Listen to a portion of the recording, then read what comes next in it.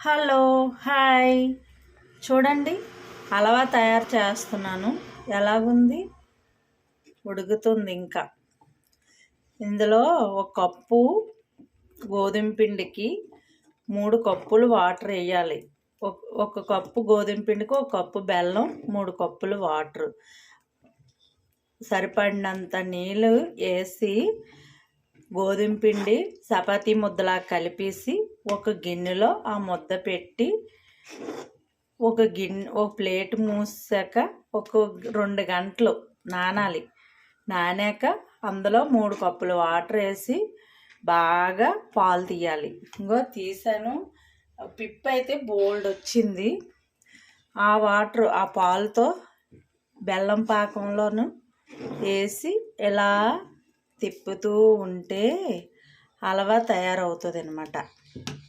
చాలా టేస్టీగా వస్తుంది. బెల్లం కావాలనుకుంటే బెల్లం, పంచదార కావాలనుకుంటే పంచదార, మీకు ఏది నచ్చితే అది.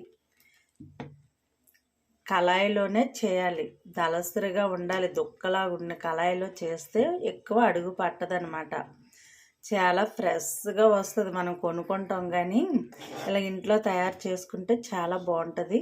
ఇదంతా దగ్గరికి రావాలి. చూడండి, దగ్గరకు వస్తే అప్పుడు బాగుంటుంది. ఎందుకంటే లేదంటే ఇదంతా కూడా దగ్గరికి రావాలి.